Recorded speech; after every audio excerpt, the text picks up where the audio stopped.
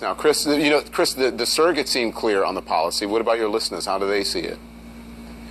I agree with the gentleman. I mean, there's nothing. Where will they go? What is your option? If you intend to vote for president and you're not a Hillary Clinton supporter, where do you go? What I wish, deeply wish, on her, and here we are back to parsing and sliding off of anything else tangentially related to the campaign.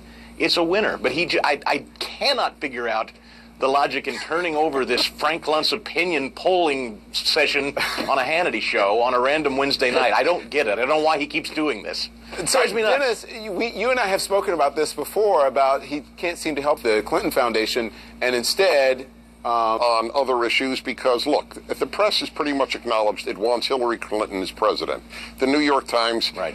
One of its chief writers has actually acknowledged it, said it's actually immoral for us to try to cover both of these people impartially, because morally we want Hillary Clinton to win. But Dennis, the press didn't make him say, that was in the teleprompter. Bigot was in the teleprompter. Oh, no, I was responding to the immigration issue. Right. The bigot issue, look, except ironically Hillary Clinton, who has pivoted only to the left and still feels she can win, which might be true, because, look, the American people have moved to the left. Litigation, before she got her party's nomination, there has never been a more beatable Democrat in history. There's nothing else for him to talk about but her. Yeah. Just stay on her. And you stand a real shot at winning this thing running away. Yeah. All right. Since Hillary Clinton released a deplorable political ad attempting with two brand new ads of his own, including one video reminding voters how the Clintons may have deployed racist tactics and rhetoric during Hillary's 2008 Democratic primary against Barack Obama. Watch this. When we arrived in South Carolina yesterday, this was the state newspaper.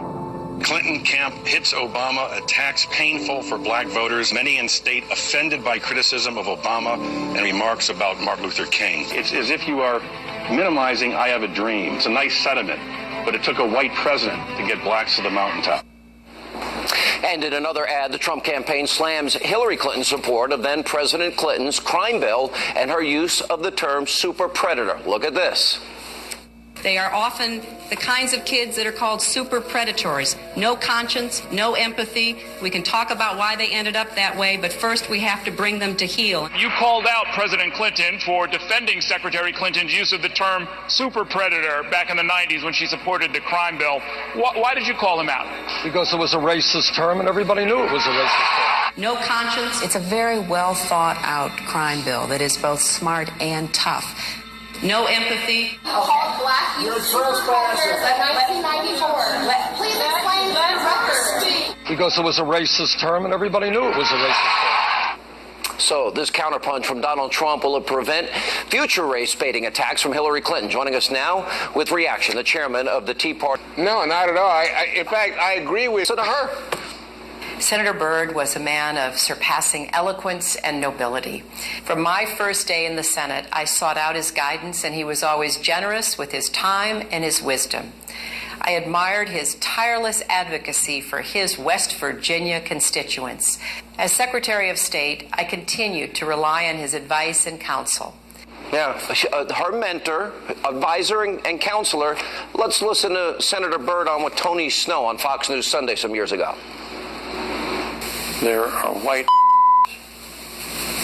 I've seen a lot of white in my time. I'm going to use that word. But we just need to work together to make our country a better country.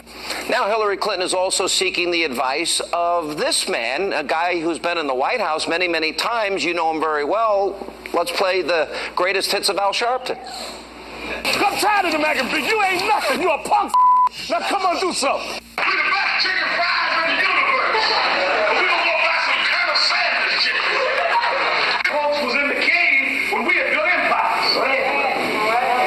We learned to admire them, but they knew to admire us. We built pyramids before Donald Trump ever knew what architecture was. Yes. You want to be the only on television. The only in the newspaper. The only can talk. Niger Innes, if we're going to play this guilt by association thing, I think that's all fair game, don't you? No question. We know that William Fulbright was Bill Clinton's mentor. And we know that it was alleged that in the Senate dining hall that when then Senator Obama was thinking of running against his wife, he said to Ted Kennedy, a few years ago, that guy would have been serving us coffee. So, I deplore when the race card is used anytime, because unlike a lot of folk, that era of racism, real racism within our country that affected black Americans is something that is very painful to me, and it's something that's sacred within our country that we should not be playing around with. But let me give credit where credit is due.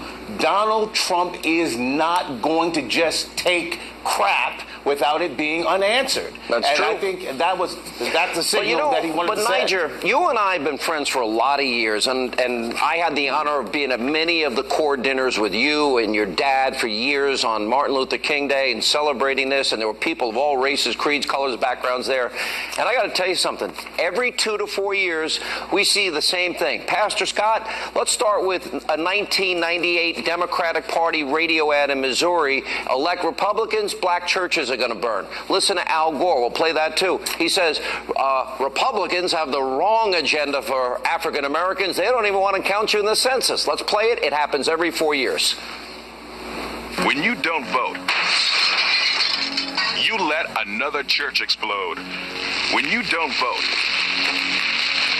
you allow another cross to burn. On June 7, 1998, in Texas, my father was killed. He was beaten, chained, and then dragged 3 miles to his death, all because he was black. So when Governor George W. Bush refused to support hate crimes legislation, it was like my father was killed all over again. It's wrong what the leader of the Republican Party and this Congress are doing in blocking an accurate census because they don't want to count everyone that they don't think they can count on. They are in favor of affirmative action if you can dunk the basketball or sink a three-point shot. But they're not in favor of it if you merely have the potential to be a leader in your community and bring people together. Don't tell me we've got a colorblind society. And then he screamed, they don't even want to count you in the census, Pastor. Every 4 years, the Democratic Party plays the race card. True or false, Pastor? That's absolutely true. Pin the racist on the Republican every 4 years. That wouldn't happen to be the same Al Gore whose father opposed the signing of the 1964 That Civil would be Rights the same Bill. guy. That's correct. And the same mentor of Hillary that literally filibustered the Civil Rights Act, the Voting Rights Act. Is that correct, Juan Williams? I believe you're right, Pastor. Yeah. Are you asking me or the pastor? Pastor. We're asking you too, Juan. I mean, his father opposed the Civil Rights Bill. There's no question. But what I'm just amazed at is how far you guys are reaching tonight. Because what we have is a 2016 election in which you have a candidate who started the whole Clinton camp. This is more important. Hillary Clinton. Hang on a second, guys. The Clinton camp, and you know it.